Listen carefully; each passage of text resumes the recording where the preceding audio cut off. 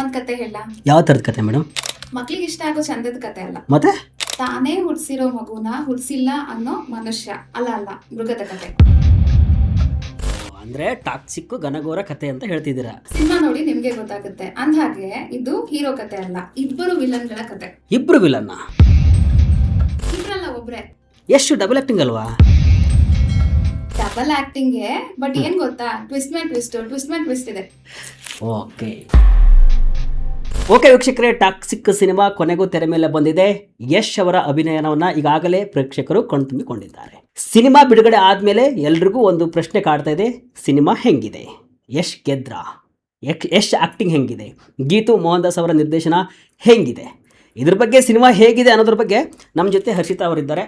ನಾವು ಅವರಿಬ್ಬರು ಕೂಡ ಟಾಕ್ಸಿಕ್ ಸಿನಿಮಾ ಹೆಂಗಿದೆ ಅಂತ ಡಿಸ್ಕಷನ್ ಮಾಡ್ತಾ ಹೋಗ್ತೀವಿ. ಮೇಡಮ್, ಸಿನಿಮಾ ಹೆಂಗಿದೆ? ಟಾಕ್ಸಿಕ್ ಈಗ ಹೆಸರು ಕೇಳ್ತಿದ್ದಂಗೆನೆ ಏನೋ ಟಾಕ್ಸಿಕ್ ಅಂಶಗಳಿರ್ಬೋದಾ ಅಂತೆಲ್ಲ ಇದೆ. ಸೊ ಅಂದ್ರೆ ಹೆಸರೇ ಹೇಳೋ ಹಾಗೆ ಇದೊಂದು ವಯಸ್ಕರು ಮಾತ್ರ, ಅಂದ್ರೆ ಅಡಲ್ಟ್ಸ್, ಗ್ರೋನ್ ಅಪ್ಸ್ ಮಾತ್ರ ನೋಡಬಹುದಾದಂತಹ ಸಿನಿಮಾ. ಹಾಗಂತ ಮಾತ್ರಕ್ಕೆ ಫ್ಯಾಮಿಲಿ ಆಡಿಯನ್ಸ್ ನೋಡಬಾರ್ದಾ ಅಂತಂದ್ರೆ ನೋಡ್ಬಹುದು. ಬಟ್ ಏನಂತಂದ್ರೆ ಸ್ವಲ್ಪ ಜಾಸ್ತಿನೇ ರಕ್ತಪಾತ ಇದೆ, ಆಮೇಲೆ ಕೆಲವು ಇಂಟಿಮೇಟ್ ದೃಶ್ಯಗಳಿದೆ. ಸೊ ಅದನ್ನೆಲ್ಲ ನೀವು ಅರ್ಗಿಸ್ಕೊಳ್ಳೋ ತಾಕತ್ತಿದೆ ಅಂತಂದ್ರೆ ಯಾರು ಬೇಕಾದ್ರೂ ನೋಡ್ಬೋದು. ಬಟ್ ಸ್ಟ್ರಿಕ್ಟ್ಲಿ ಮಕ್ಕಳಿಗೆ ಅಲೌಡ್ ಇಲ್ಲ ಅಂತ ಇದೆ. ಮೇಡಮ್, ಎಲ್ರಿಗೂ ಒಂದು ಕಾತರ ಇತ್ತು, ಅಂದರೆ ಯಶ್ ಹೆಂಗೆ ಅಭಿನಯ ಮಾಡ್ತಾರೆ ಅಂತ. ಸಿನಿಮಾದಲ್ಲಿ ಯಶ್ ಅವರು ಸಖತ್ತಾಗಿ ಆ್ಯಕ್ಟಿಂಗ್ ಮಾಡಿದಾರಾ? ಯಶ್ ಆಕ್ಟಿಂಗ್ ವೈಸ್ ಅಲ್ಲಿ ಮಾತಾಡೋಂಗೆ ಇಲ್ಲ ಆಕ್ಚುಲಿ. ಸೊ ಇಡೀ ಸಿನಿಮಾನ ಅವ್ರ ಹೆಗಲ್ ಮೇಲೆ ಹೊತ್ಕೊಂಡಿದ್ದಾರೆ ಅಂತಾನೆ ಹೇಳ್ಬೋದು. ಈಗ ಅಂದ್ರೆ ಬೇರೆಯವ್ರಿಗೆ ಸ್ಪೇಸ್ ಇಲ್ಲ ಅಂತ ನೀವು ಹೇಳ್ತಾ ಇರೋದು? ಆತರ ಅಲ್ಲ, ಅಂದ್ರೆ ಇಡೀ ಸಿನಿಮಾದಲ್ಲಿ ಯಶದು ಒಂದು ವೈಬೇ ಬೇರೆ ಇದೆ. ಓಕೆ. ಅಂದ್ರೆ ಈಗ ನೀವು ಸ್ಟಾರ್ಟಿಂಗ್ ಅಲ್ಲಿ ನೋಡಿದ್ರೆ ಅವ್ರು ಬೇರೆ ಬೇರೆ, ಈಗ ಯಶ್ ಈಗ ಬೆಳೀತಾ ಹೋದಂಗೆ, ವಯಸ್ಸಾಗ್ತಾ ಹೋದಂಗೆ ಬೇರೆ ಬೇರೆ ಲುಕ್ ಅಲ್ಲಿ ಕಾಣಿಸ್ಕೊಳ್ತಾರೆ. ಸೊ ಇವಾಗ ಯಂಗ್ ವರ್ಷನ್, ಈಗ 25 ಅಲ್ಲಿ ಇರುವಂತಹ ಯಶ್ ಕಾಣೋ ಒಂದು ಸ್ಟೈಲಿಶ್ ಲುಕ್ಕೇ ಬೇರೆ. ಅದಕ್ಕೊಂದು ಸೆಪರೇಟ್ ಹೇರ್ ಸ್ಟೈಲ್ ಇದೆ, ಮತ್ತೆ ಅವ್ರ ಬಾಡಿ ಹೆಂಗ್ ಬಿಲ್ಟ್ ಮಾಡಿದ್ದಾರೆ, ಅದೊಂದು ಸ್ಟೈಲಿಶ್ ಲುಕ್, ಮತ್ತೆ ಅವ್ರು ಹೇಗೆ ಕ್ಯಾರಿ ಮಾಡ್ತಾರೆ, ಅದ್ ಮಾತ್ರ ಸಖತ್ತಾಗಿದೆ. ಎಂತ ಒಂದ್ ಹುಡುಗಿರ್ಗುನು ವಾವ್, ಇದ್ರೆ ಈ ತರ ಇರ್ಬೇಕು ಅನ್ನೋ ಅಷ್ಟು ಒಂದು ಸ್ಟೈಲಿಶ್ ಲುಕ್ ಇದೆ. ಇನ್ನ ಒಂದು ಮಿಡಲ್ ಏಜ್ಗೆ ಬರೋದಾದ್ರೆ ಒಂದ್ ಸ್ವಲ್ಪ ಲಾಂಗ್ ಹೇರ್ ಬಿಟ್ಟಿದ್ದಾರೆ, ಅದಕ್ ಒಂದು ಡಿಫ್ರೆಂಟ್ ಒಂದು ಮ್ಯಾನರಿಸಮ್ ಇದೆ. ಇನ್ನು ಓಲ್ಡ್ ಏಜ್ ಅವರ ಯಶನ್ನು ನೀವು ನೋಡ್ಬೋದು. ಅಂದ್ರೆ ನೀವು ಒಂಥರ ಬಿಳಿ ವಯಸ್ಸಾದ ಯಶ್, ಬಿಳಿ ಕೂದಲು, ಮುಖದ ಮೇಲೆಲ್ಲ ನೆರಿಗೆಗಳು, ಬಿಳಿ ಗಡ್ಡ, ಇದೆಲ್ಲಾನು ಬಂದಿದೆ. ಇದ್ರ ಜೊತೆಗೆ ಯಶ್ ಮಗ ಟಿಕೆಟ್ ಆಗಿ ಅದು ಕಂಪ್ಲೀಟ್ ಇನ್ನೂ ಯಂಗರ್ ಲುಕ್ ವಿತೌಟ್ ಗಡ್ಡ, ಮತ್ತೆ ಅದಕ್ಕೆ ಸ್ವಲ್ಪ ಈಗ ವಯಸ್ಸಾದ ಯಶ್ ಲುಕ್ ಅಲ್ಲಿ ಸ್ವಲ್ಪ ದಪ್ಪ ಇದ್ದಾರೆ. ಅಂದ್ರೆ ನಮ್ಮ ಕನ್ನಡಿಗ ಯಶ್ ಅಂದ್ರೆ ಕಿರಾತಕನ ಯಶ್ ನೋಡಬಹುದಲ್ಲಿ. ಸೊ ಹಳೆ ಈ ಗೂಗ್ಲಿ ಮತ್ತೆ ಇದ್ರಲ್ಲೆಲ್ಲ ಕಾಣಿಸ್ತಿದ್ರಲ್ಲ, ಅದಕ್ಕಿಂತಲೂ ಯಂಗ್ ಆಗಿ ಕಾಣಿಸ್ತಾರೆ. ಬಟ್ ಅದ್ರಲ್ಲಿ ಅಷ್ಟೇನೆ, ಅಂದ್ರೆ ಒಂದೊಂದು ಇದಕ್ಕೋಸ್ಕರ ಆ ಆಯಾಮ, ಆ ಒಂದು ವಯಸ್ಸಿಗೆ ತಕ್ಕ ಹಾಗೆ ಅವರ ಲುಕ್ಕು ಇದೆ, ಬಾಡಿ ಲ್ಯಾಂಗ್ವೇಜ್ ಇದೆ, ಮ್ಯಾನರಿಸಮ್ ಇದೆ, ಎಲ್ಲವನ್ನೂ ಮಾಡ್ಕೊಂಡಿದ್ದಾರೆ. ಈಗ ವಯಸ್ಸಾದ ಯಶ್ ಅಲ್ಲಿ ನೋಡಿದ್ರೆ ಸ್ವಲ್ಪ ದಪ್ಪ ಇದ್ದಾರೆ, ಬಟ್ ಅದೇ ಟಿಕೆಟ್ ಪಾತ್ರಕ್ಕೆ ಕಂಪ್ಲೀಟ್ ಸಣ್ಣ ಆಗಿದ್ದಾರೆ. ಸೊ ಅವ್ರ ಆಕ್ಟಿಂಗ್ ವೈಸುನು ಅಷ್ಟೇ. ಈಗ ರಾಯ ಕ್ಯಾರೆಕ್ಟರ್ ಅಲ್ಲಿ ಅವ್ರಿಗೆ ನಾನು ಹೇಳಿದ್ನಲ್ಲ, ಅವ್ರಿಗೆ ಆದಂತ ಒಂದು ಮ್ಯಾನರಿಸಮ್ ಇದೆ, ಬಟ್ ಟಿಕೆಟಿಗಿರೋ ಮ್ಯಾನರಿಸಮೇ ಬೇರೆ. ಸೊ ಎರಡನ್ನೂ ನೀಟಾಗಿ ಬ್ಲೆಂಡ್ ಮಾಡಿದ್ದಾರೆ. ಮತ್ತೆ ಇಬ್ಬರದೂ ಒಂದು ಫೈಟಿಂಗ್ ಸೀಕ್ವೆನ್ಸ್ ಬರುತ್ತೆ, ಅದ್ ಮಾತ್ರ ಇಡೀ ಸಿನಿಮಾದ ಹೈಲೈಟ್ ಅಂತ ಹೇಳ್ಬೋದು. ಟಾಕ್ಸಿಕ್ ಕತೆ ಏನು ಅಂತ ಒಂದ್ ಲೈನಲ್ಲಿ ಹೇಳೋದಾದ್ರೆ, ನಾವು ಪೂರ್ತಿ ಹೇಳೋದೇನ್ ಬೇಡ, ಸಿನಿಮಾ ಜನ ನೋಡ್ಲಿ, ಬಟ್ ಒಂದು ಕತೆ ಏನಿರ್ಬೋದು ಕತೆ ಅಂತ. ಸೊ ಈಗಾಗ್ಲೇ ಅಂದ್ರೆ ಗೊತ್ತಾಗಿರೋ ಹಂಗೇನೆ, ಸೊ ಪ್ರೀ ಇಂಡಿಪೆಂಡೆನ್ಸ್ ಎಲ್ಲ ಅಂದ್ರೆ 1947 ಸುತ್ತಮುತ್ತ ಗೋವಾದಲ್ಲಿ ಏನೇನಾಯ್ತು, ಸೊ ಇವಾಗ OPM ಟ್ರೇಡ್ ಮತ್ತೆ ಈ ಸಾರಾಯಿ ದಂಧೆ ಎಲ್ಲ ಇದೆಯಲ್ಲ, ಸೊ ಈ ಒಂದು ಮಾಫಿಯಾದಲ್ಲಿ ಯಶ್ ರಾಯ ಇರ್ತಾರೆ. ಸೊ ಈ ಒಂದು ಎಂಪೈರ್ ಸಾಮ್ರಾಜ್ಯಕ್ಕೆ ಯಾರು ಅಧಿಪತಿ ಆಗ್ತಾರೆ, ಈ ಅಧಿಪತಿ ಆಗೋ ಹಾದಿಯಲ್ಲಿ ರಾಯ ಏನೆಲ್ಲ ಫೇಸ್ ಮಾಡ್ಬೇಕಾಗುತ್ತೆ, ರಾಯ ಲೈಫಲ್ಲಿ ಯಾರೆಲ್ಲ ಬರ್ತಾರೆ, ಅವ್ನ ಲೈಫಲ್ಲಿ ಏನೇನೆಲ್ಲ ಆಗುತ್ತೆ, ಪ್ರೀತಿ ಆಗುತ್ತೆ, ನಂಬಿಕೆ ದ್ರೋಹ ಆಗುತ್ತೆ, ಮತ್ತೆ ಮಗು ಆಗುತ್ತೆ, ಮತ್ತೆ ಮಗುಗಿನ್ನೇನೋ ಆಗುತ್ತೆ, ಮತ್ತೊಂದು ಮದ್ವೆ ಆಗುತ್ತೆ. ಸೊ ಇದನ್ನೆಲ್ಲ ರಾಯ ಹೇಗೆ ಫೇಸ್ ಮಾಡ್ತಾನೆ ಅನ್ನೋದೇ ಸಿನಿಮಾದ ಕತೆ. ಓಕೆ ಮೇಡಮ್, ಯಶ್ ಅಂದ ತಕ್ಷಣ ನಮಗೆ ನೆನಪಾಗೋದು KGF. ಸೊ ಆ ಗುಂಗಲ್ಲಿ ಹೋಗ್ತೀವಿ ಎಲ್ಲರೂ ಕೂಡ. ಟಾಕ್ಸಿಕಲ್ ಯಶ್ ಹೆಂಗಿದ್ದಾರೆ, KGF ಅಲ್ಲಿ ಯಶ್ ಹೆಂಗೆ? ಫಸ್ಟ್ ಆಫ್ ಆಲ್ ಆದ್ರೆ KGF ನ ತಲೆಯಲ್ಲಿ ಇಟ್ಕೊಂಡು ಟಾಕ್ಸಿಕ್ ಸಿನಿಮಾಗೆ ಹೋಗದೆ ಇರೋದೇ ಬೆಟರ್. ಓಕೆ. ಯಾಕಂದ್ರೆ KGF ಇದೇ ಬೇರೆ ಮತ್ತೆ ಟಾಕ್ಸಿಕ್ ವೈಬೇ ಬೇರೆ. ಸೊ ಏನು ಎಕ್ಸ್ಪೆಕ್ಟೇಷನ್ಸ್ ಇಲ್ಲದೆ ನೀವು ಟಾಕ್ಸಿಕ್ ಸಿನಿಮಾನ ನೋಡಿದ್ರೆ ಯಶ್ ಫ್ಯಾನ್ ಆಗಿ ನೀವ್ ಎಂಜಾಯ್ ಮಾಡ್ತೀರಾ ಅಂತ ಅನ್ಸುತ್ತೆ ನನಗೆ. ಮೇಡಮ್, ಟಾಕ್ಸಿಕ್ ಸಿನಿಮಾದಲ್ಲಿ 5 ಜನ ಹೀರೋಗಳು ಇದ್ದಾರೆ, ಬೇರೆ ಬೇರೆ ಭಾಷೆಯ ನಟ ನಟಿಯರು ಇದ್ದಾರೆ. ಅವರಿಗೆಲ್ಲ ಸಿನಿಮಾದಲ್ಲಿ ಸ್ಪೇಸ್ ಹೆಂಗಿದೆ? ಸೊ ನೀವೇ ಹೇಳ್ದಂಗೆ 5 ಜನ ಟಾಪ್ ಹೀರೋಯಿನ್ಸ್. Okay. ಈಗ ತಮಿಳ್ ಸೌತ್ ಇಂಡಸ್ಟ್ರಿಯಲ್ಲೇ ತಗೊಂಡ್ರೆ Nayanthara one of the biggest actress ಅವರು. ಹೌದು. ಸೊ ಇಲ್ಲಿ ಅವ್ರದೊಂದು ಪ್ರಮುಖ ಪಾತ್ರ ಇದೆ. ಸೊ ಅವ್ರು ಆಕ್ಚುಲಿ ಯಶ್ ಅವರ ಅಕ್ಕ ಪಾತ್ರ, ಗಂಗಾ ಪಾತ್ರವನ್ನ ಮಾಡಿದ್ದಾರೆ. ಸೊ ಇಡೀ ಸಿನಿಮಾದಲ್ಲಿ ನನ್ಗೆ ಆಕ್ಚುಲಿ ನಯನತಾರ ಅವರ ಕ್ಯಾರೆಕ್ಟರೈಸೇಷನ್ ತುಂಬಾ ಇಷ್ಟ ಆಯ್ತು. ಯಾಕಂದ್ರೆ ಇಡೀ ಸಿನಿಮಾದ ಕಥೆಯ ಒಂದು ಲೈಫ್ ಅಂತ ಹೇಳ್ತೀವಲ್ಲ, ಕಥೆಯ ಮೂಲ ಅದು ಅವರೇ. ಆಮೇಲೆ ಅವ್ರ ಪ್ರೆಸೆಂಟೇಷನ್, ಅವ್ರ ಸ್ಟೈಲ್, ಮತ್ತೆ ಆ ಗಂಗಾ ಕ್ಯಾರೆಕ್ಟರ್ಗೆ ಅದ್ರದ್ದೇ ಆದ ಒಂದು ಗತ್ತಿದೆ. ಅದನ್ನ ತುಂಬಾ ನೀಟಾಗಿ ನಯನತಾರ ಕ್ಯಾರಿ ಮಾಡಿದ್ದಾರೆ. ಒಂದು ಸ್ಟೈಲಿಶ್ ಔಟ್ಫಿಟ್ ಆಗಿರ್ಬೋದು, ಮತ್ತೆ ಅವ್ರು ನೋಡೋ ಒಂದು ನೋಟ. ಯಶ್ ಎಷ್ಟು ಸ್ಟ್ರಾಂಗ್ ಆಗಿ ಕಾಣ್ತಾರೋ ಅವ್ರ ಅಕ್ಕ ಆಗಿ ನಯನತಾರ ಕೂಡ ಅಷ್ಟೇ ಸ್ಟ್ರಾಂಗ್ ಆಗಿ ಕಾಣ್ತಾರೆ. ಇನ್ನು ನಾದಿಯಾ ಕ್ಯಾರೆಕ್ಟರ್ ಕಿಯಾರಾ ಅಡ್ವಾಣಿ ಮಾಡಿದ್ದಾರೆ. ಸೊ ಯಶ್ ಅವರ ಲವ್ ಇಂಟ್ರೆಸ್ಟ್, ಅವ್ರ ಆಕ್ಚುಲಿ ಸರ್ಕಸ್ ಅಲ್ಲಿ ಆರ್ಟಿಸ್ಟ್ ಅವರು. ಸೊ ಈಗ ಸರ್ಕಸ್ ಅಲ್ಲಿ ಅವ್ರದ್ದೊಂದು ಪರ್ಫಾರ್ಮೆನ್ಸ್ ಸೀನ್ ಬರುತ್ತೆ. ಸೊ ಆ ಪರ್ಫಾರ್ಮೆನ್ಸ್ ಸೀನೇನೆ ಅಂದ್ರೆ ಕಿಯಾರಾ ಅಡ್ವಾಣಿ ಅವರ ಒಂದು ಮೇಜರ್ ಹೈಲೈಟ್. ಅದನ್ನ ತುಂಬಾ ಚೆನ್ನಾಗಿ ಮಾಡಿದ್ದಾರೆ. ಅವ್ರಿಗೆ ಒಂದಷ್ಟು ಎಮೋಷನಲ್ ಸೀನ್ಸ್ ಇದೆ.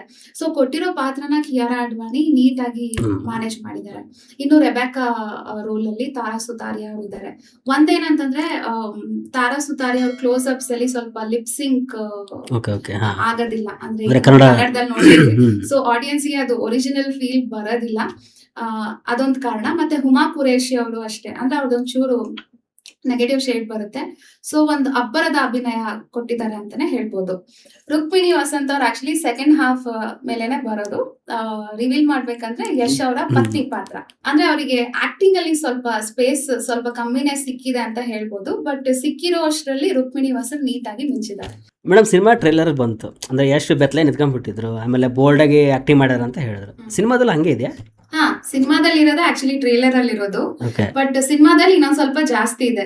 ಮತ್ತೆ ನೇಕೆಡ್ ಆಗಿ ನ್ಯೂಡ್ ಆಗಿ ನಿಂತಿರೋದು. ಸೊ ಅದು ನ್ಯೂಡ್ ಆಗಿ ನಿಂತಿರೋದಕ್ಕೂ ಒಂದು ಡೈಲಾಗ್ ಇದೆ. ಮತ್ತೆ ಆತರ ಯಾಕೆ ಅಂತ ಅಂದ್ಬಿಟ್ಟು, ರಕ್ತಪಾತ ಅಫ್ಕೋರ್ಸ್ ಅಂದ್ರೆ ವೈಲೆನ್ಸ್ ಜಾಸ್ತಿನೇ ಇದೆ. ರಕ್ತದ ಕೋಡಿನೇ ಹರಿದಿದೆ ಸಿನಿಮಾದಲ್ಲಿ. ಮೇಡಮ್, ಯಶ್ ಅಂದ್ರೆ ಅವರು ಸಿನಿಮಾನ ತುಂಬಾ ಪ್ರೀತಿ ಮಾಡ್ತಾರೆ. ಸೊ ಮೇಕಿಂಗ್ ಹೆಂಗಿದೆ ಅಂತ, ಎಡಿಟಿಂಗ್ ವೈಸ್ ಆಗಿರ್ಬೋದು, ಸಿನಿಮಾಟೋಗ್ರಫಿ ಆಗಿರ್ಬೋದು, ಹೆಂಗಿದೆ? ಮೇಕಿಂಗ್ ವೈಸ್ ನೋಡೋದಾದ್ರೆ ತುಂಬಾ ಚೆನ್ನಾಗಿ ಮೇಕಿಂಗ್ ಮಾಡಿದ್ದಾರೆ. ಐತೆ 500 crores ಬಜೆಟ್ ಅಲ್ಲಿ ಸಿನಿಮಾ ಮಾಡಿರೋದು. ಈಗ ಪ್ರೀ ಇಂಡಿಪೆಂಡೆನ್ಸ್ era ಅಥವಾ 1940s 1960s ನ ಗೋವಾನ ಅವರು ತೆರೆ ಮೇಲೆ ತೋರಿಸಿದ್ದಾರೆ. ಕೆಲವೊಂದಷ್ಟಕ್ಕೆ ಸೆಟ್ ಹಾಕಿದ್ದಾರೆ.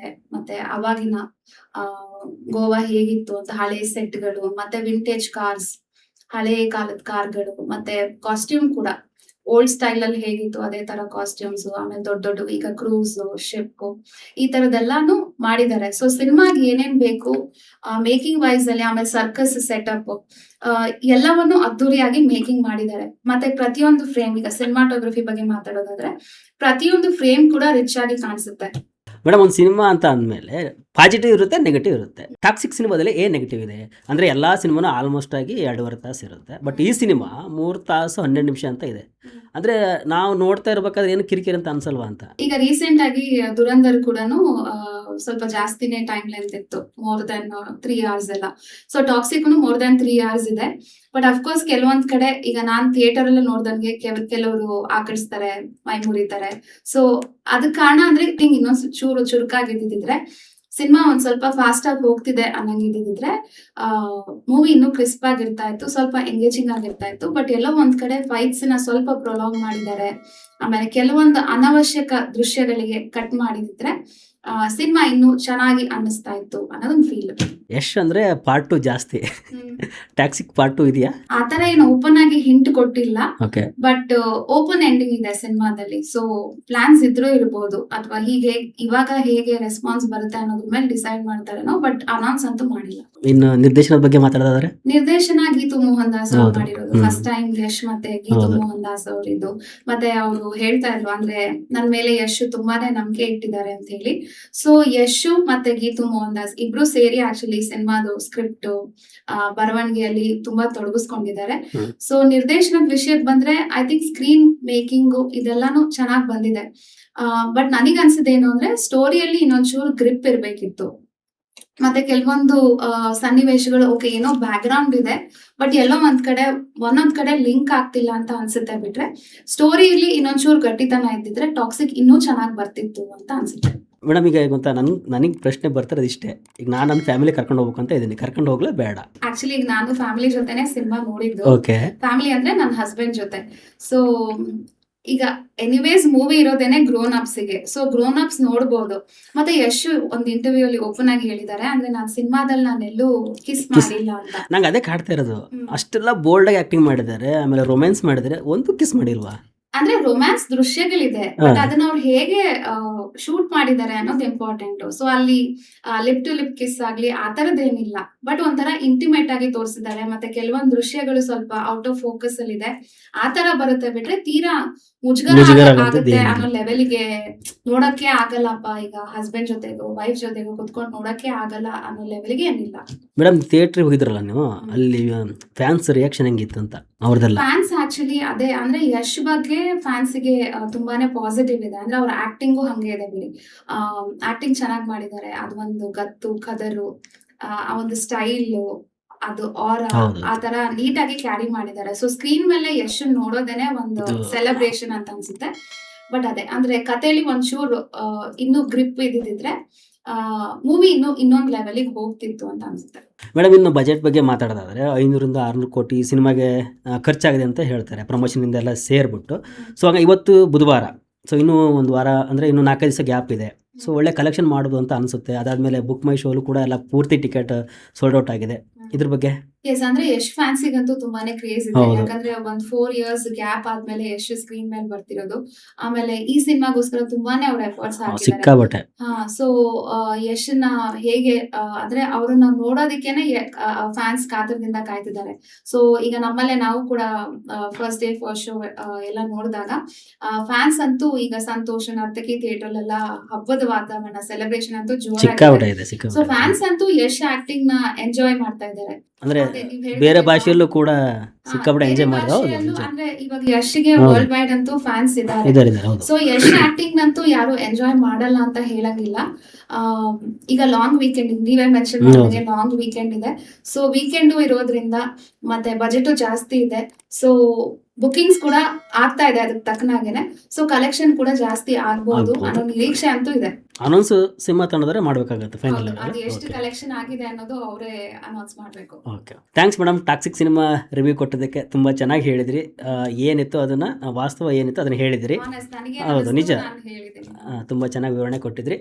ಓಕೆ, ನಾವು ಹೇಳಿದಿಷ್ಟೇ, ಎಲ್ಲರೂ ಕೂಡ ಸಿನಿಮಾವನ್ನು ಬೆಳೆಸಿ, ಪ್ರೀತಿಸಿ, ಹಾರೈಸಿ. ಒಬ್ಬ ಕನ್ನಡದ ಸ್ಟಾರ್ ನಟ ಇವತ್ತು ಗ್ಲೋಬಲ್ ಲೆವೆಲ್ಗೆ ಮಿಂಚ್ತಾ ಇದ್ದಾರೆ ಅಂತಂದರೆ ನಾವೆಲ್ಲರೂ ಕೂಡ ಥಿಯೇಟರ್ ಹೋಗಿ ಸಿನಿಮಾವನ್ನು ನೋಡಬೇಕು. ನಾನು ಕೂಡ ಸಿನಿಮಾವನ್ನು ಹೋಗಿ ಥಿಯೇಟ್ರಲ್ಲೇ ನೋಡ್ತೀನಿ, ನೀವು ನೋಡಿ. ಹೇಗಿತ್ತು ಸಿನಿಮಾ ಕಮೆಂಟ್ ಮಾಡಿ.